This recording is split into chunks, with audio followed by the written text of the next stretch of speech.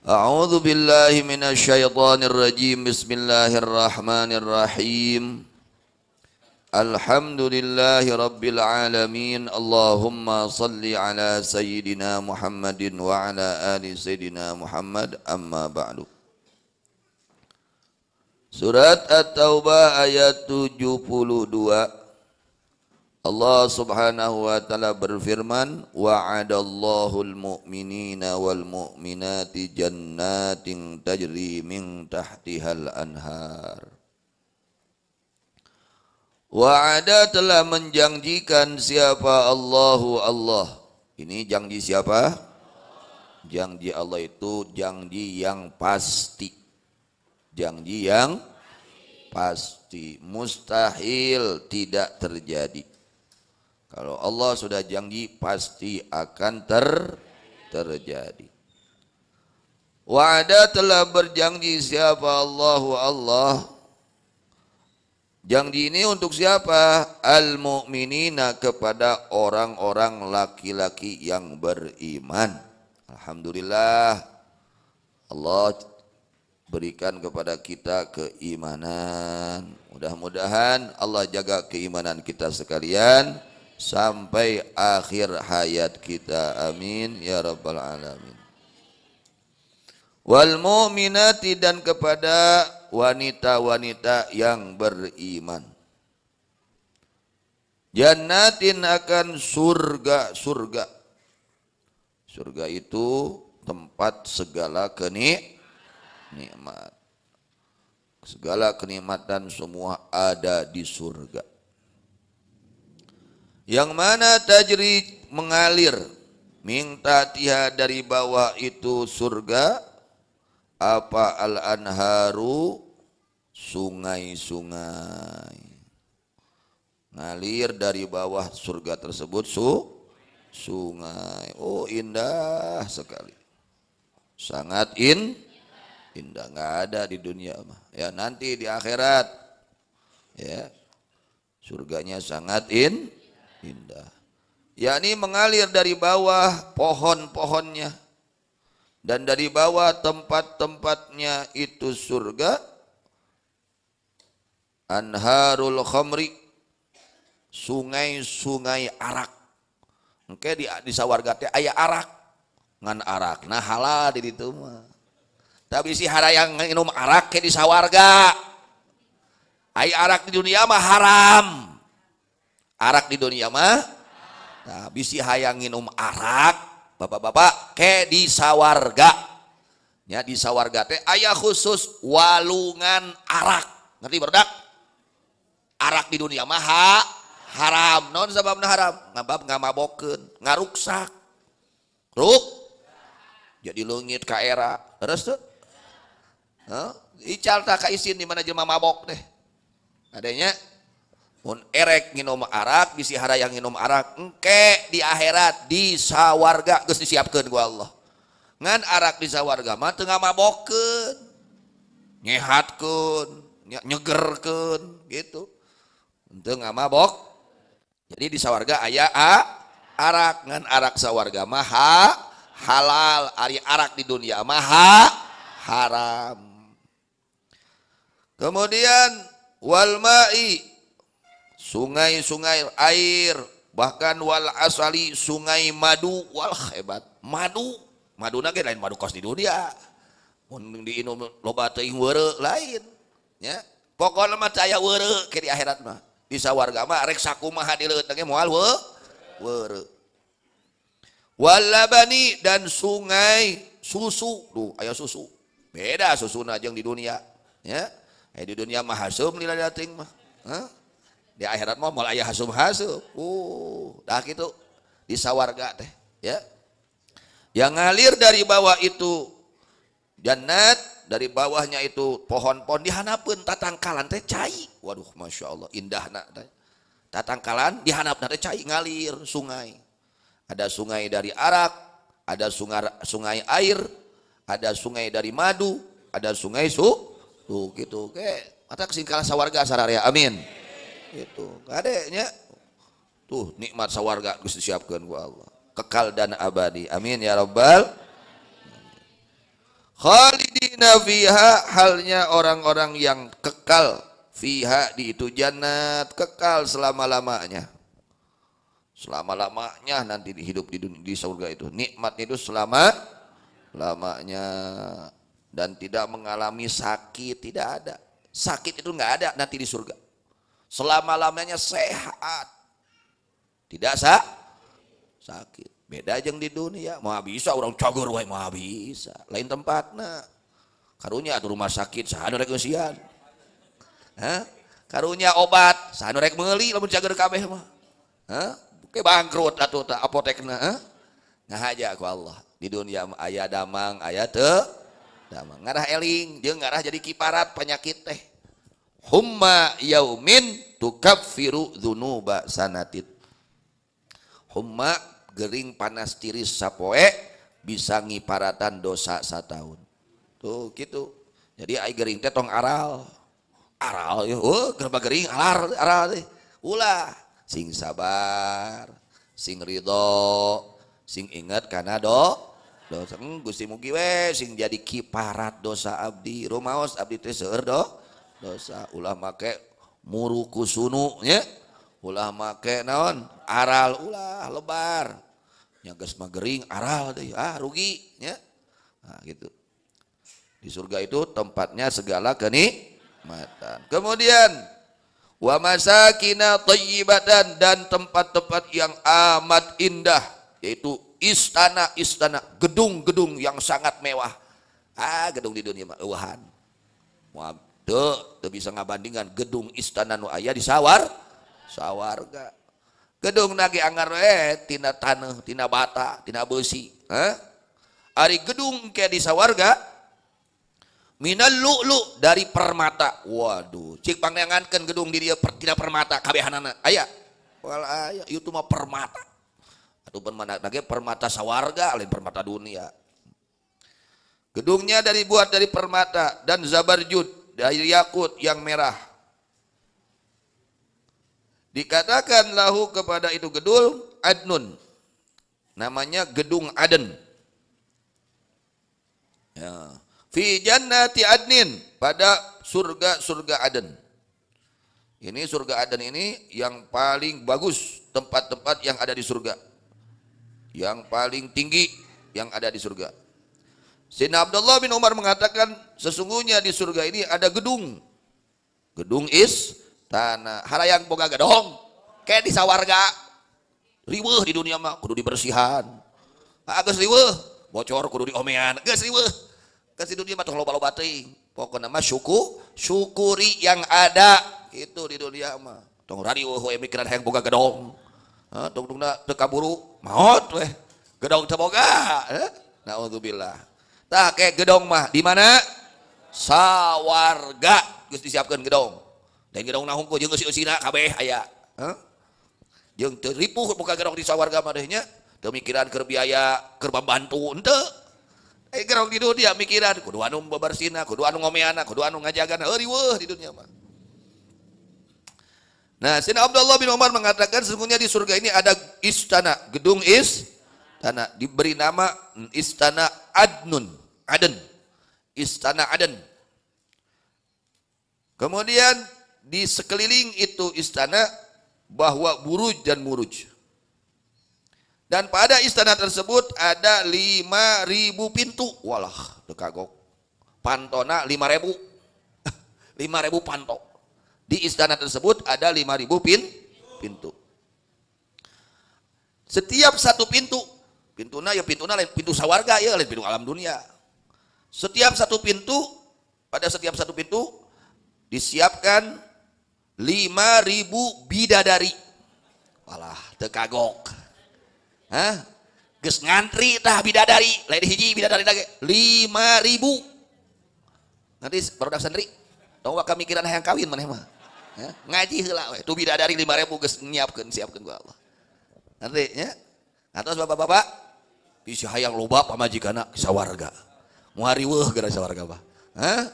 5.000 setiap hiji mangkaning eta pantona teh sabaraha hiji? 5.000 tiap hiji panto sabaraha hiji? 5.000 bidadari tuh teu kagok sok. Sawaragna dari ditu tah. Masya Allah. Luar biasanya. La yadkhuluhu illa nabiyyun. Kersaha teh gedong istana Aden teh.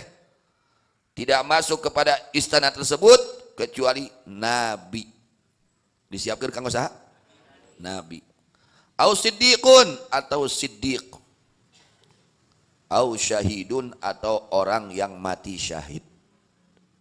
Tuh, geus disiapkeun. Bidadari tiap hiji panto 5.000 urang. Nu rek nyambut eta jelema nu asup ka eta gedong istana.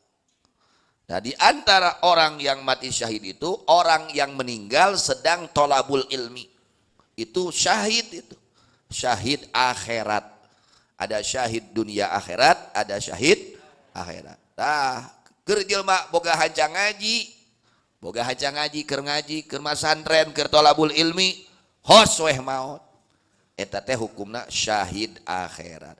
Tah disiapkeun gedong istana di warga. Pantona ge 5.000, sapanto 5.000 bida. Nah, kitu mentak segera rajin ngajina ya. Budak santrinya tong hayang uih naon balik segala. Da ngarieuhkeun kolot, ngaji sing bener nya, ngapalkeun sing leres, sing garetol, sing rarajin nya. Disiapkan oleh Allah Subhanahu wa taala. Kemudian Allah berfirman wa ridwanum minallahi akbar. Bahwa keridhaan dari Allah adalah lebih besar, lebih indah, lebih agung dibandingkan eta nikmat sawarga yang begitu indah, begitu nikmat, begitu mewah. Kalau dibandingkan dengan keridhaan Allah, maka masih berharga keridhaan Allah. Tuh, gitu. Jadi yang paling berharga itu bukan makanan surga, bukan bidadari yang ada di surga, tapi keridhaan Allah. Maka Allah katakan wa ridwanum minallahi akbaru. Bahwa keridhaan dari Allah adalah yang lebih besar dari apa-apa yang mereka ada pada kenikmatan. Karena pada ridha Allah ini beredarnya keberuntungan, segala kebaikan dan segala kebahagiaan. Daya kanikmatan nu ngaleuwihan kana kanikmatan kengeng karidhoan Allah. Ay aqallu ridwanin yatihi minallahi akbaru min dzalika kullih fadlan an aktsarihi. Paling sedikit keridhaan Allah yang Allah berikan kepada mereka itu nilainya lebih besar dari itu seluruh kenikmatan surga. Itu kenikmatan surga sangat bernilai, sangat berharga, sangat istimewa. Tapi dibandingkan dengan keridhaan Allah, masih besar nilainya keridhaan Allah. Tak urang ngadoa, Allahumma inni as'uka ridhoka wal jannah. Eta ridho Allah. Lamun Allah ridho ageus bahagia. Di dunia bahagia, di kubur bahagia, di akhirat bahagia. Asal syaratna menang ridho Allah. Maka waridwanum minallahi akbar. Bahwa keridhaan dari Allah adalah sangat besar, sangat agung. Diriwayatkan sesungguhnya Allah Ta'ala berfirman kepada penghuni surga. Kata Allah, harraditum, hai penghuni surga, apakah kalian ridho? Maka mereka menjawab, bagaimana kami tidak ridho? Engkau telah memberikan segala kenikmatan yang engkau tidak berikan kepada seorang pun dari makhlukmu. Itu diasupkan ke sawarga, piraku teu ridho. Ridho itu diasupkan ke sawarga? Oh, ridho bisa. Wah, masya Allah, teu kabayang mala ainun ra'at wala udhunun sami'at wala khatara ala qalbi basyarin. Nikmat surga itu tidak bisa terbayang ya. Segalanya nikmat. Selama-lamanya hidup, selama-lamanya sehat, selama-lamanya muda, selama-lamanya, wah pokoknya segala nikmat. Allah bertanya kepada ahli surga, apakah kalian ridho? Maka ahli surga mengatakan, bagaimana kami tidak ridho? Engkau telah berikan kepada kami kenikmatan yang tidak engkau berikan kepada seorang pun dari makhlukmu. Maka Allah berfirman, aku akan memberi kepada kalian yang lebih utama dari itu seluruh kenikmatan. Kata Allah, aku akan beri kalian ya akan yang lebih utama, lebih istimewa dari seluruh itu kenikmatan yang telah aku berikan kepada kalian. Mereka bertanya, penduduk surga bertanya, wa ayyu syai'in afdalu min dzalik? Ya Allah, apa ya Allah? Yang lebih utama dari itu nikmat surga itu apa? Masya Allah. Maka Allah katakan, uhillu alaikum ridwani fala askhatu alaikum abada. Aku ya berikan kepada kalian keridhaanku, aku tidak akan murka kepada kalian selama-lamanya. Itulah nikmat yang paling besar. Wa ridwanum minallahi akbar. Jadi nilainya ridha Allah dibandingkan dengan surga masih besar nilainya ridha Allah daripada nikmat surga. Lebih berharga ridha Allah daripada nilainya nikmat surga. Maka kita jangan lupa baca doa, Allahumma inni as'aluka ridhaka wal jannah. Jangan lupa tuh ridha Allah. Nomor 1 tuh ridha Allah. Kalau sudah diridhai oleh Allah, ya contoh malaikat Malik yang ada di neraka, dia tidak merasa panas. Kapanasan tuh malaikat Malik, aduh yuk panas gitu di neraka. Ente dari pikaridho ku Gusti Allah. Muadahekeun ngaduruk seuneuna ge ka jelma atawa ka makhluk nu dipikaridho ku Allah. Nah ini yang harus kita perjuangkan, keridhaan Allah. Untuk siapa keridhaan Allah? Tadi al-mu'minin wal minat, orang-orang yang matinya membawa iman. Itu yang menjadi PR untuk kita. Harus berjuang agar kita mati dalam keadaan iman. Orang-orang yang beriman, yang betul-betul imannya baik laki-laki maupun perempuan, mereka akan meraih ridha Allah Subhanahu wa taala. Dzalika huwal fawzul azim. Bahwa itu semua yang diceritakan, ya surga, kemudian tempat-tempat yang sangat indah, kemudian keridhaan Allah, itu adalah keberuntungan yang amat agung. Bukan perkara yang dicari oleh orang-orang munafik, orang-orang kufar, dari bersenang-senang dengan keindahan-keindahan dunia. Indah dunia, ya indah nage sabaraha poe. Boga imah gedong indah. Hah? Coba indahna sabaraha tahun? Aya 100 tahun indah. Butut ke 100 tahun. Hah? Kitu deui makhluk jelema indah. Oh indah sote ngora keneh. Aya 100 tahun indah.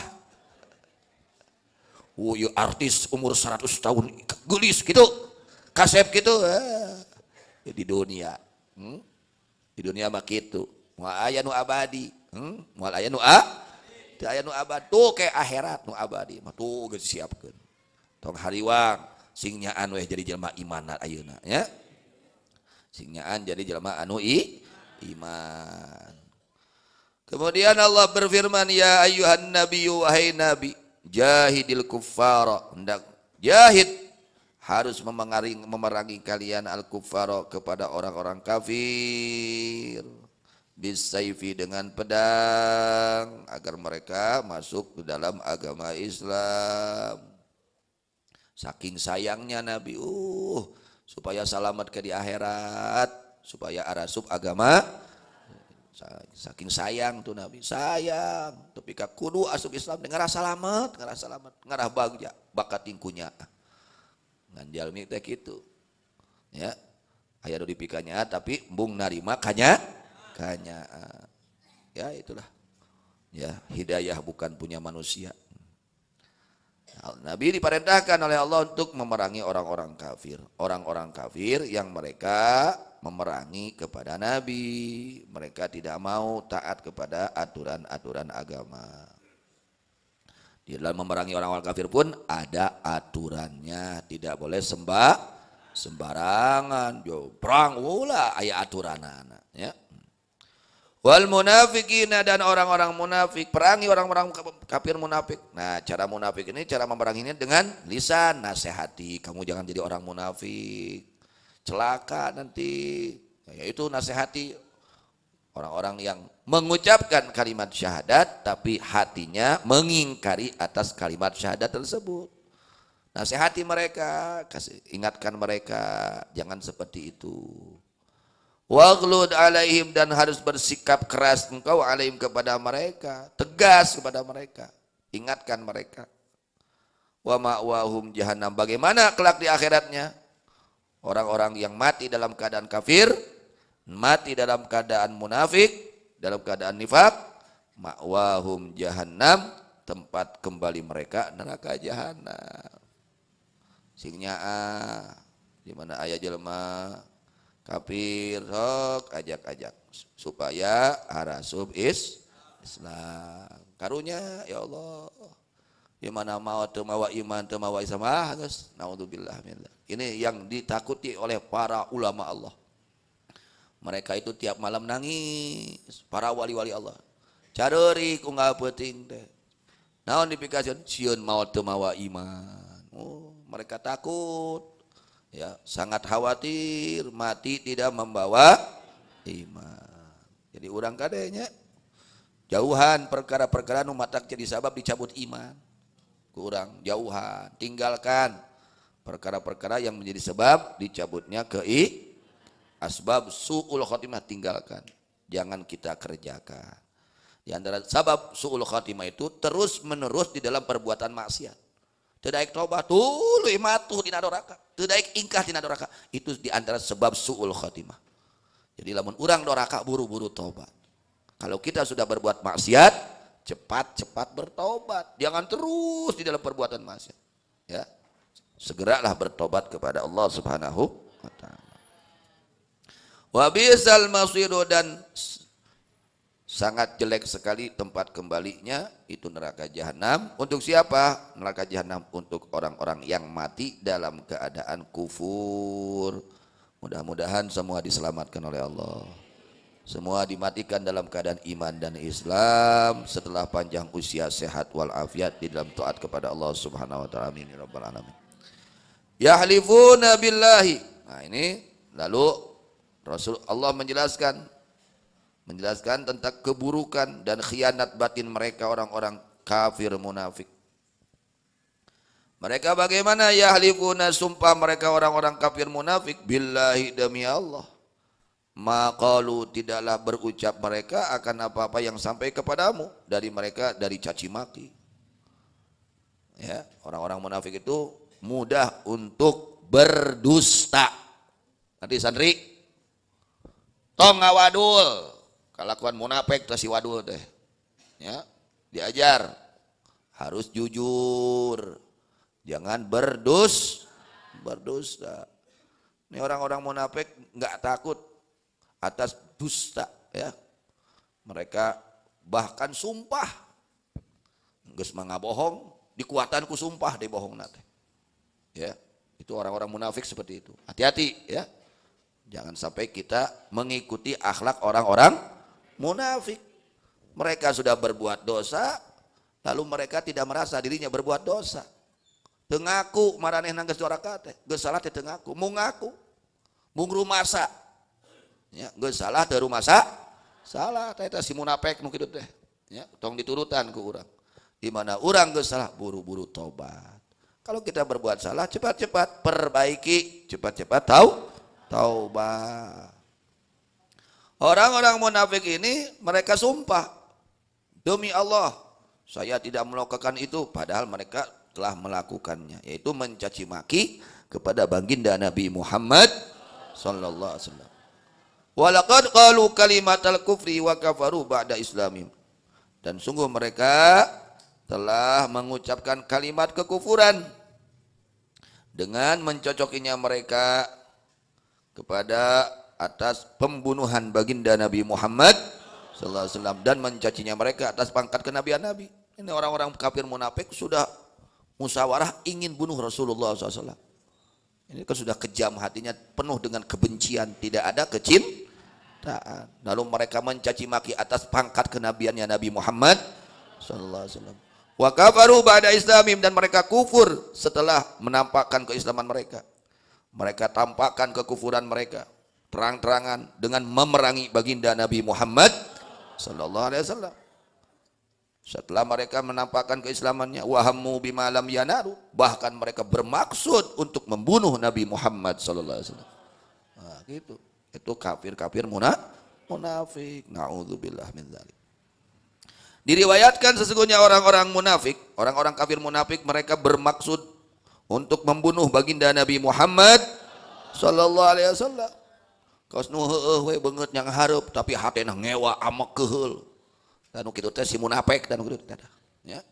Beungeut yang hareup ati mungkir. Oh siga nu nya we sumuhun dihareup teh. Padahal dina hatena ku aing tah. Awas. Oh geus aya maksud rek ngabunuh Kangjeng Rasulullah sallallahu alaihi wasallam. Ini orang-orang kafir munafik seperti itu. Allahu akbar. Mereka bermaksud untuk membunuh Nabi Muhammad sallallahu alaihi wasallam ketika kembalinya Rasulullah SAW dari perang Tabuk. Berapa orang saat itu? 15 orang laki-laki. Mereka sepakat untuk menjungkirkan Nabi sallallahu alaihi wasallam dari kendaraannya agar Nabi jatuh ke lembah. Lalu Nabi mati. Oh, ayo. Kayak di mana-mana kendaraan Nabi sumping, ayo urang jungkirkeun. Nabi urang alungkeun. Wah, udah niat busuk. Penuh hatinya dengan niat busuk, ya. Siga nu heueuh we syahadat, ya, cinta ka Nabi padahal hatena benci terhadap Rasulullah sallallahu alaihi wasallam.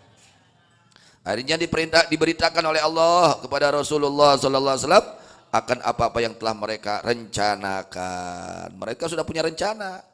Nanti ketika Nabi pulang dari perang Tabuk, semua Nabi ketika naik ke jalan yang menuju gunung, kita dorong tuh kendaraannya biar terguling, nanti jatuh ke lembah ke jurang, dia mati.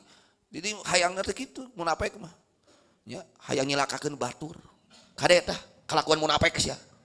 Ya, hayang nyilakakeun batur teh kalakuan jelema munafik. Tong diturutan. Ya, kalakuan jelema munafik teh hayang nyilakakeun batur.